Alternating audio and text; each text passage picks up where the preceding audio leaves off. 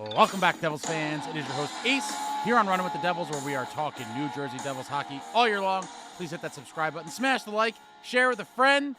Thank you very much. And you guys already know what I'm going to ask. What I must know. Are you not entertained? Are you not entertained? Are you not entertained?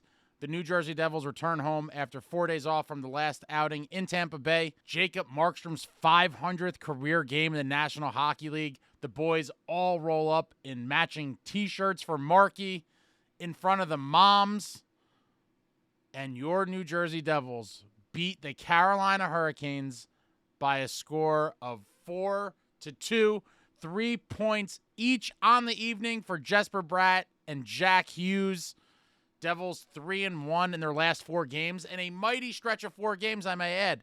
2 in Sunrise against the Panthers, 1 in Tampa Bay against the Lightning, back at home against the Carolina Hurricanes, and the Devils get 6 of 8 points, going 3-1 on a quite murderous stretch of 4 games. 6 of 8 points against these teams is A-OK in my book. The defending Cup champs and one of the best teams in the league in the Panthers, and obviously one of the best teams in the league again, the Carolina Hurricanes. Devils go 3-1, beating the Hurricanes last night by a score of 4-2 at the Rock. What an evening. As you guys know, win or lose, we booze. Victory drinks, courtesy of my good friends at dirtydevilvodka. Smooth as hell. The official vodka of the great Martin Brodeur. And this is quite a delicious vodka, and I'm enjoying it thoroughly. I'm going to pour myself a little beverage here on this wonderful little ball of craft ice. Cheers to all my Devils fan friends. What an absolute beautiful victory. I'm going to do a little splash of the Ruby Red. A little splash of the Ruby Red grapefruit, because I heard it's a good source of vitamin C. So we'll make sure to get some of that vitamin C in there. And your New Jersey Devils, what a stretch. What a time to be a Devils fan. The Hurricanes go down. Cheers to all of you. What an amazing game. Let's get to the goals. First period at 8:43. Devils give up the first one. You don't like to see that. Orlov takes a wrister with tons of traffic in front. Roslovic bangs in the rebound. Not much the Devils could do there. Canes go up 1-0 at 8:43 of the first period. And after that, I was like, oof. I really thought, obviously, a big key to victory, especially against a team like the Canes, is to get on the board first. Didn't happen tonight, but the Devils showed resilience. Down 1-0 at 14:45 off a seemingly broken play. Canes with a lazy clearing attempt. It was a backhanded clearing attempt up the middle. Palat sees it, jumps into the play, grabs the puck, fires it on net towards Jack, and Jack deflects it beautifully right across to Jesper Bratt, who puts it in the wide open net. And I will say, I do believe Jack was trying to tip it on goal, but the way it worked out, it just tipped right to Bratt for a beautiful pass, wide open net. Bratt puts it in the net without hesitation, and that is our Dirty Devil vodka. Smoothest play of the game. Dirty Devil vodka, smooth as hell, and that play from Jack Hughes to Jesper Bratt doesn't get any smoother. Devils tie the game at 1 at 14:45. A little while later, towards the end of the period, Devils are on the power play, and Stahl takes a penalty while shorthanded, giving the Devils the 5-on-3. Period ends. They only had a couple seconds at it at the end of the first. 5-on-3 carry over time into the second period on the clean sheet of ice. Ooh-wee. Only thing I like better than a power play on the clean sheet is a 2-man advantage on the clean sheet. And the boys did not waste it. At 46 seconds of the second period, Devils on that beautifully just Zamboni'd sheet of ice with a 2-man advantage, 5-on-3. Devils moving the puck around well. Jack gets it down low and just fires a beautiful saucer pass over a fallen defender to Stefan Noesen, waiting right in front of the net, who bats it out of midair into the net.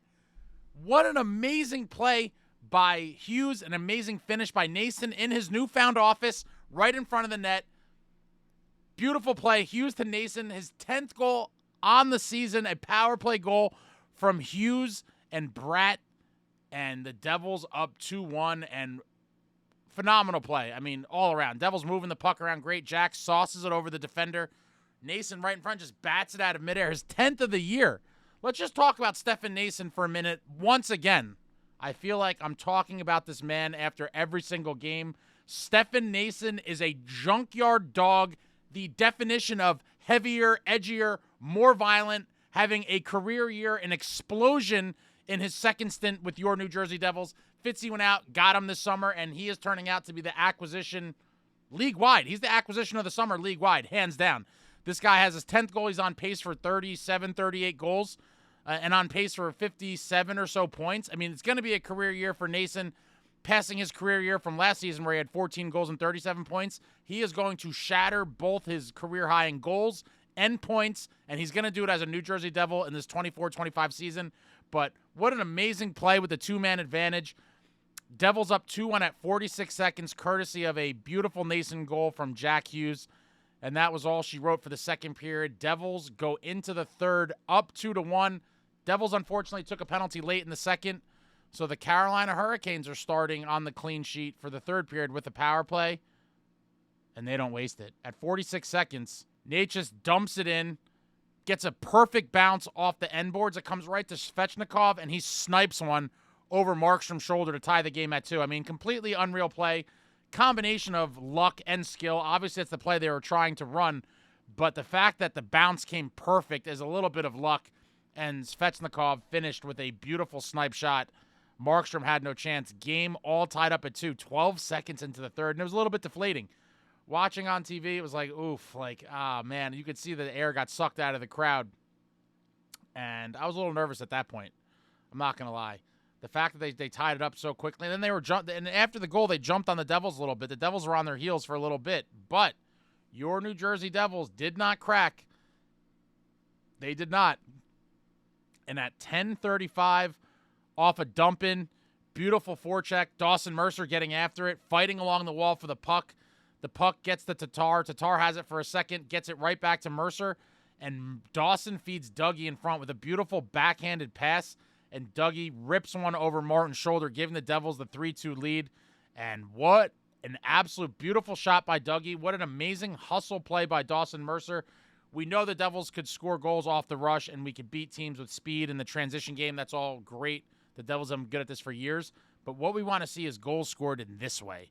The down and dirty, just grind them out, get feisty, and win puck battles and get these goals in this fashion. And the Devils did it. Mercer, beautiful hustle play. A lot of people have been down on Mercer lately because he's not scoring a ton of goals. But every so often, he's giving hustle plays like this. And this goal is completely created by Dawson Mercer. Getting in on the forecheck, fighting for the puck, never giving up on it. He gets to the Tatar, and then he grabs it right back and sees Dougie break into the net, feeds him beautifully. Dougie rips it for his second of the season. Devils up 3-2 at 10:35. And at 14:05, Devils back on the power play. Jack's dancing the line. He slings the puck to Noesen, who kind of one-touches it to Bratt. Bratt skates back towards the center of the ice and just holds on for a second, waits for the opportune time, and just rips a wrister through traffic, finds the back of the net. Devils up 4-2. Bratt's 10th of the season, assisted by Noesen and Hughes. That is how the game would end. Your New Jersey Devils beat one of the best teams in the league and one of the teams that have had our number for so long now by a score of 4-2. Beautiful win.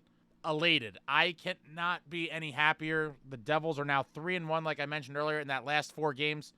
Only losing to Tampa Bay, beating the Panthers on their home ice twice, and then beating the Carolina Hurricanes at the Rock, going 3-1. And you now look to that Washington game on Saturday, and this is a big statement game.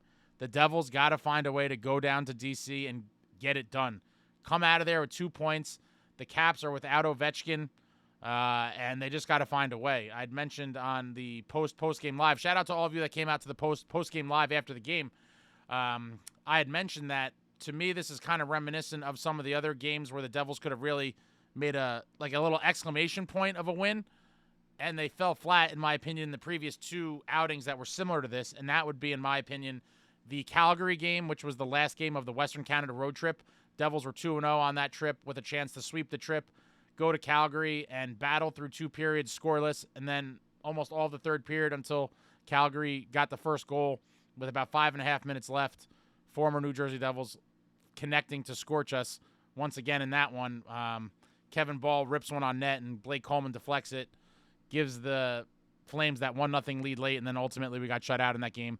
But that one was a letdown, and then obviously the last game in the state of Florida against the Tampa Bay Lightning, where we were also shut out, and unable to sweep the state of Florida trip. So this one, to me, while it's not the last game of a road trip, it's a big opportunity to make a really big statement. Obviously, these last 4 games have been a great statement by this New Jersey Devils and a sign, in my opinion, of things to come for the rest of the season. But it would really kind of put an extra stamp, a little extra emphasis on everything that's been going on if they could find a way to beat the Capitals in D.C. and improve to 4-1 in the last 5 against amazing teams. Amazing teams in the Eastern Conference and playoff teams, for sure. We look at the game stats. Hurricanes, 22 shots on goal. Devils with 21 shots on goal. Faceoffs, very close. Carolina, 52% of the faceoffs. Devils with 48%. Hurricanes go 1 for 2 on the power play. Devils go 2 for 3 on the power play, and you love to see that power play heating up. Hurricanes with 12 hits. The New Jersey Devils registered 25 hits in this game. Hurricanes with 11 block shots, and the New Jersey Devils with 25 block shots. And time again, I've said my personal metric, I like to see hits plus block shots at 40 plus. Usually that's a very good indication of a solid outing for the boys. Normally when those combined are 40 and over, you have a very good chance of winning the game. Tonight they had 25 in each category of block shots and hits for a total of 50 on the combination there. Hurricanes, 16 giveaways. The Devils with 12 giveaways. Hurricanes with 2 takeaways, and the Devils with 1 takeaway. And overall, a closely contested game. Devils give up the first goal. They don't completely implode like we may have seen last year. Find a way to fight back. They tie the game. They eventually take the lead, and then they give the lead back on that power play by the Canes early on in the third period. And they buckle down, survive a small surge from the Canes in that third period, and find a way to win. Your New Jersey Devils beating the Hurricanes by a score of 4-2 at the Rock. And Jesper Bratt and Jack Hughes, 3 points apiece on the evening. You absolutely love to see it. Our top guns are heating up, and hopefully these boys could keep it going. In the postgame interviews, Jack mentioned how he loves playing with Jesper, and in previous seasons they hadn't had the opportunity to play together for an extended period of time, and he believes Keefe is going to give them that opportunity.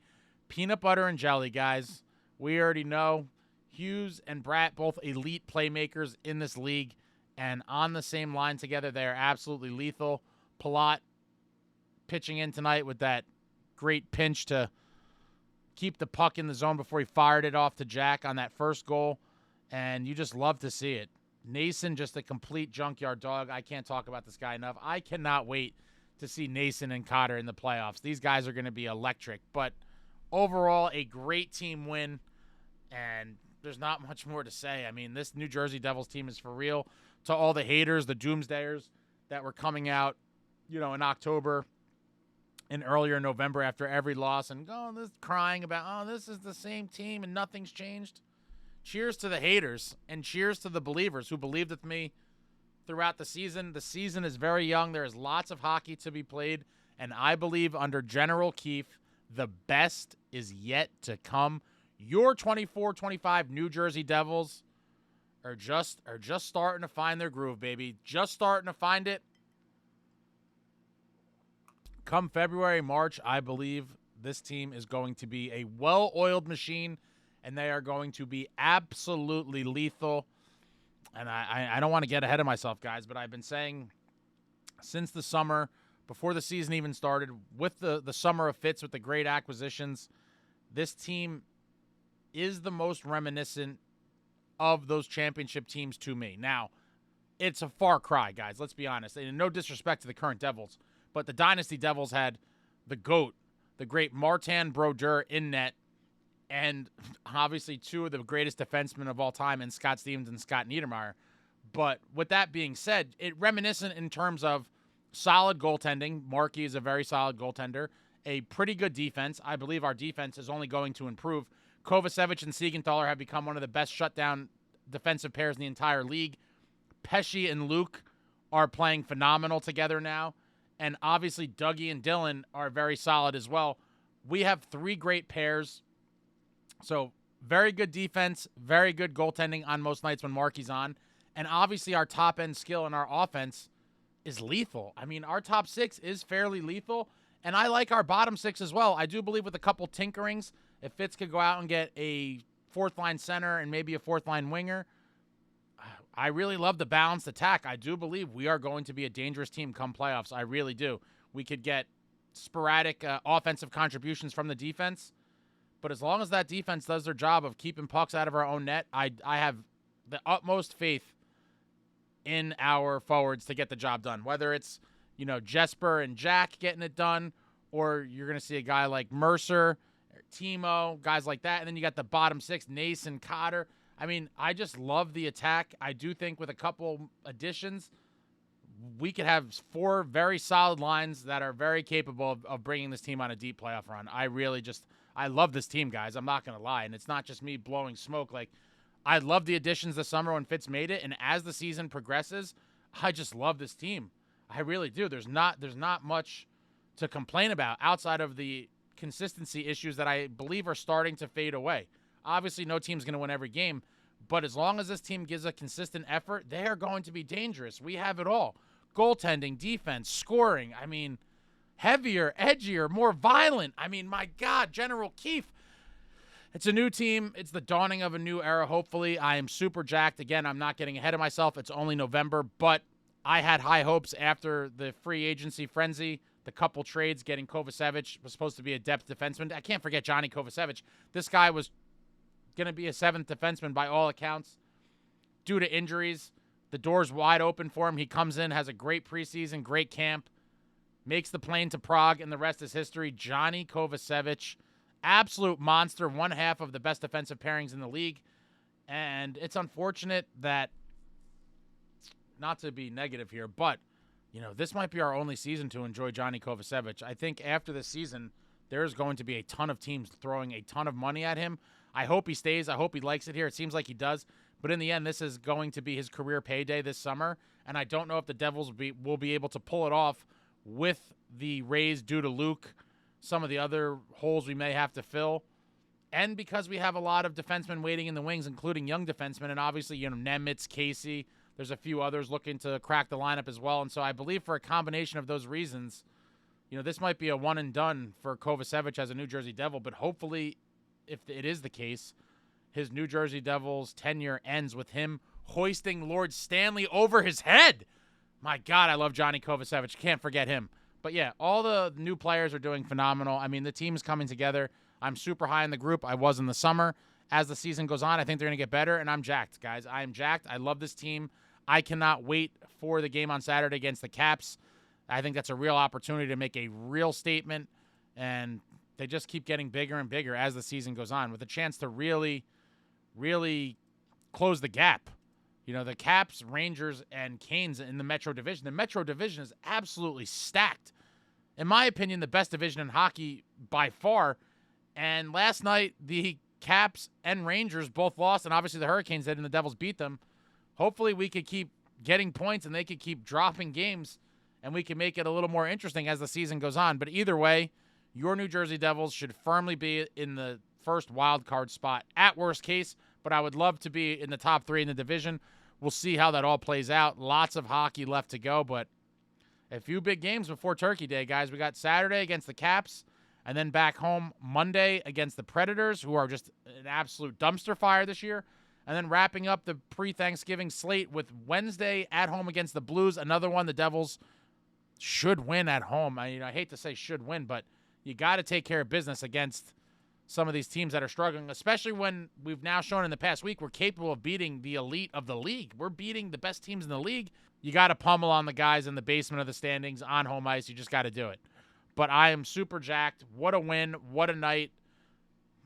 Super pumped for the rest of the season. Let me know what you thought about the game in the comments. Let me know what you thought about anything I said in the comments. And it's going to be a fun ride, guys. It is going to be a fun ride. Anything, everything, New Jersey Devils hockey, throw it out there in the comments. I enjoy talking to all of you from all over the world. We're worldwide now. We got Devils fans in the UK and I think Germany, some other places. I've heard from a bunch of you all overseas.